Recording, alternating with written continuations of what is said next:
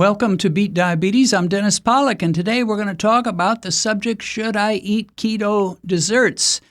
If you've followed me very long, you know that I do eat them myself, and I even give recipes for them, which I'm going to do today as well. But let's take up that question.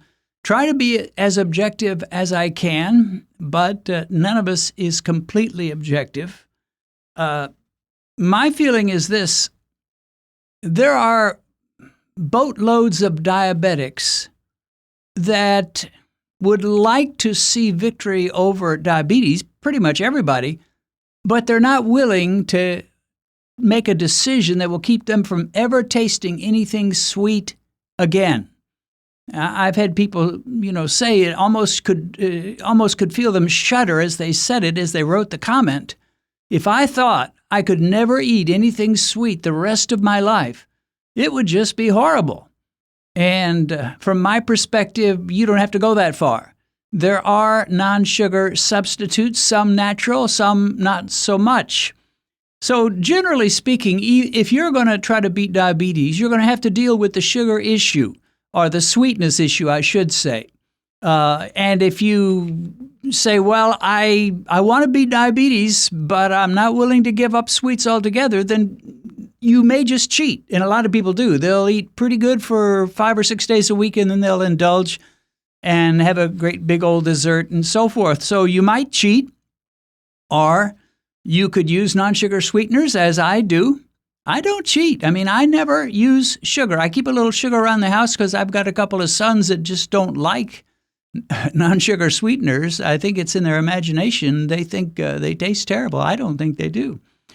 Or there are some that just say, well, that's just too much. I'm just not even going to try. I'll just depend on my meds and hope for the best.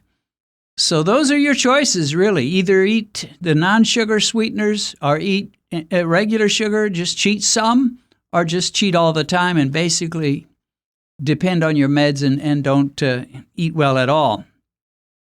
Now, I will say there are a lot of people in the vegan camp, in the carnivore camp, in the low-carb camp, people that take nutrition seriously, no matter which camp you fall in. There are a lot of folks that have a knee-jerk instinctive reaction against non-sugar sweeteners. They just have a bias toward them. They don't want to hear about it. Their mind is made up. They don't want to see any studies that may try to show them that they might just be okay. And that's just how they feel. And it's like, I'll die on this hill. I am not going to ever touch a non-sugar sweetener. That's okay if your attitude is, well, I'll just stay away from all sweets. If your attitude is, well, I don't want to touch non-sugar sweeteners because they're not good for you, so I'll just eat regular sugar. Well, excuse me for saying so, but that's not real bright. Sugar is the one poison we know is bad. Sugar is the one villain we know is horrible. As for the non-sugar sweeteners, people have been running trials and studies and doing research on them for decades, probably almost as long as I've been living. I can remember, I think I was probably around 14, 15 when they came out with a Tab soda, which was like about the first non-sugar soda. And I drank it some, not because I was worried about sugar, but it had kind of a unique taste.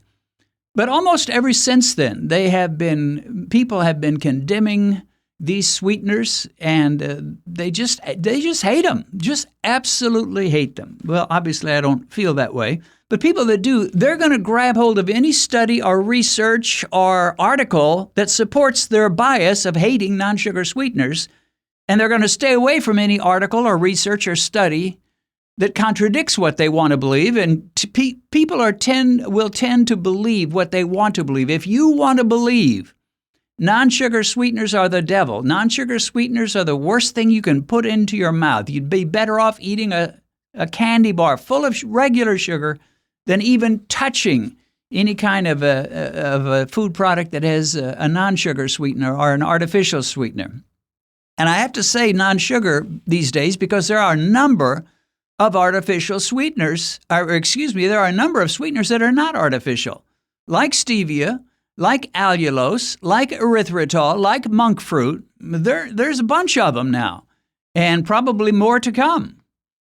Now, one of the things that you hear often when you talk about studies, and I got this from an article by a fellow named Luis Taus of the National Library of Medicine, and people come to conclusions based on ridiculous assumptions and studies. Here's what he says, Luis Taus: the absurdity of not considering dose-response relationships, particularly with carcinogens, cancer-causing properties, is highlighted here. So he gives a list of what it would take for you to get the equivalent of what they were able to produce in rats and making them cancerous and giving them cancerous tumors. So here are some of the examples. Some have said instant decaf coffee is one of the worst things you can drink. Don't you know studies show that if you drink instant decaf coffee, you're going to get cancer? He says this: daily consumption of 50 million cups of decaf coffee, instant decaf coffee, would be required to equal the dose of the trichloroethylene, whatever it is, solvent needed for tumor formation in mice. In other words, if you want to equal what they did with mice in giving them cancerous tumors, you'd have to have 50 million cups of decaf coffee every day, which of course is absurd. Here's another study that some people have made a big deal about, which is giving synthetic estrogen to women. And some people have said, well, that'll cause cancer for sure. He says to ingest even 1 milligram of synthetic estrogen, a person would have to eat 20,000 pounds of beef liver. So some people have gone on and on about beef and red meat and beef liver and how that'll cause cancer. He says if you wanted to get even a milligram of estrogen that can cause cancer, you'd have to eat 20,000 pounds of liver. And then he says, in order to get the threshold of the chemical found to cause cancer in rats by giving them bacon, some people have said bacon will cause cancer. He says it would take the consumption of 82,000 pounds of bacon daily. Not just over a lifetime. Every day you've got to eat 82,000 pounds of bacon if you want to get the equivalent chemical poisoning that caused these rats to get cancer. So just for someone to come out and say, well, studies show that beef and red beef causes cancer in rats. Yeah, if you give them the equivalent of about 80,000 pounds of bacon, for us it would be the equivalent. And then saccharin. Some people have said, well, saccharin, we know that causes cancer. He says, in order to give these rats enough saccharin to poison their little rat bodies so that they get cancer, you would have to drink the equivalent of 800 12-ounce sodas every day. 800 12-ounce sodas every day, and you'd be up to the rat level where they started getting cancer. So he says saccharin was banned in 1981 because of fear of possible cancer, and then they came back and they said, well, the rats don't deal with this chemical the way humans do, so that doesn't count. And then the fact that it takes 800 sodas a day to bring it back, they just said, forget it.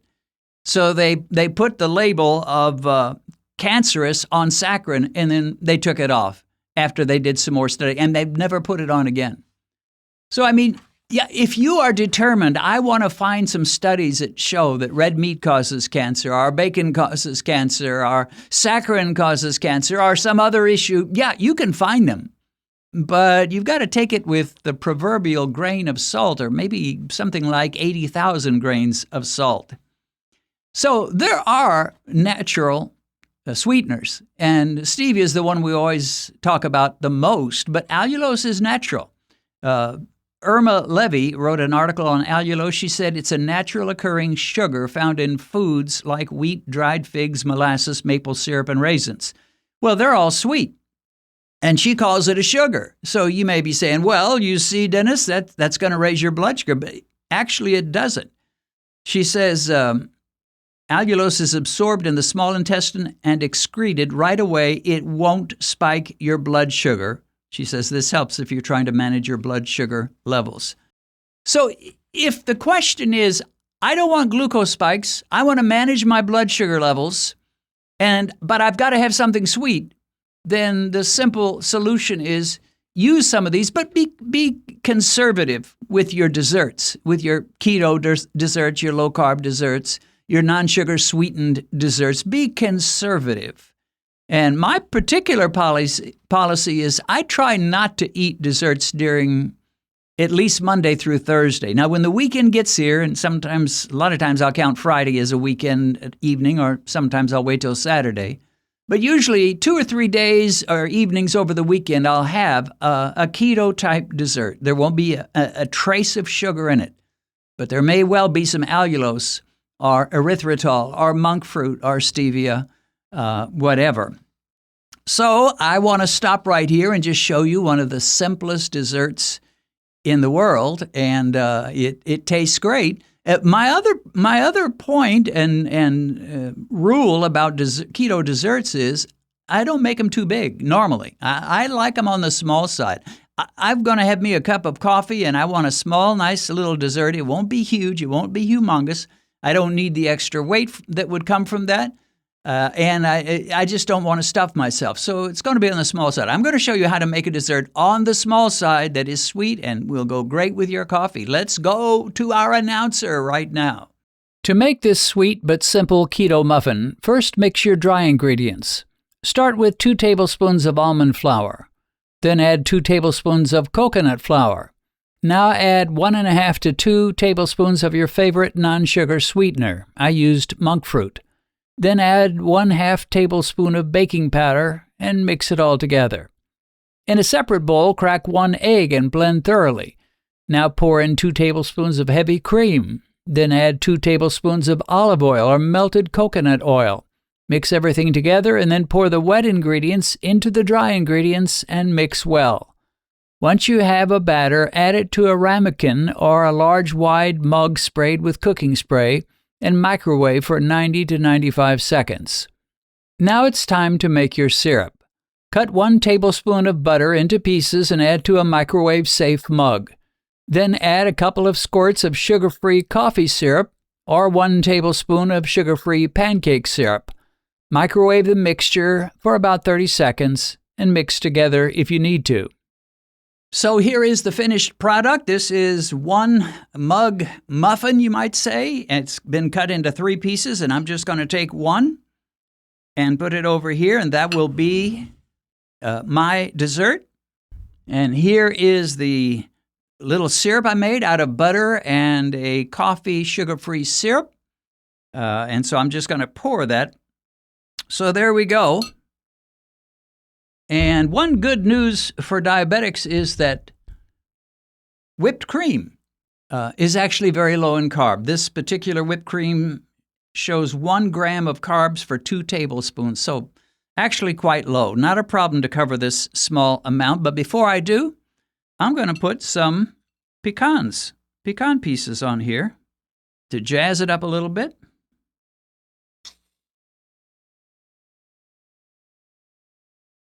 Bam, as I promised, not a huge dessert, but big enough to satisfy me. So this is it, and I've been going along like this for 20 plus years, ever since 2002 when I first started discovering low-carb foods and low-carb treats. And this was one of my earlier discoveries. It wasn't probably as quick as 2002, but it was fairly early on. And I couldn't tell you how many of these I've made, so let me just take a bite. I'm not going to be surprised. I've had hundreds of these, I suppose. So here you go. So if you're trying to weigh what you're going to do, A, not touch anything sweet the rest of your life, or B, just go ahead and eat sugar, or C, not even try to beat diabetes, my recommendation is go for D, which is occasionally, not every night, not most nights, but 2 or 3 nights out of the week, after your supper, enjoy a little not so big keto dessert like this, that doesn't have a trace of sugar in it, and you can test your blood sugar an hour after eating it and make sure that it doesn't affect you, and I think you'll be happy with it. Probably most of you know my wife Benedicta, but few of you know the amazing paths God has led her to bring her to where she is today. Benedicta was orphaned at an early age and lived with an elderly stepmother growing to adolescence. They were so poor, Benedicta had to drop out of school and sell food door to door for them to survive. As a teen, Benedicta got a job as a housemaid, which developed into a nightmare. She was required to cook, clean, wash, take care of the children, and she had to get up at 4 a.m. every day just to get her work started. Worse than that, she was frequently beaten. At around 20, she moved to the huge city of Lagos where she started her own little business. Sometimes she prospered, but at other times she nearly starved and went days at a time without eating. At one point, she became so sick she passed out in her room and nearly died. She found herself outside of her body and she was able to see the splendors of heaven until she was sent back with a command to share her story. One day, however, her life changed when an American evangelist came to her community to preach. And of course, that was me. The rest, as they say, is history. Benedicta has shared her life story in a recently published autobiography, and you can get it on Amazon as either an ebook or a paperback. A link to this book on Amazon is in the description.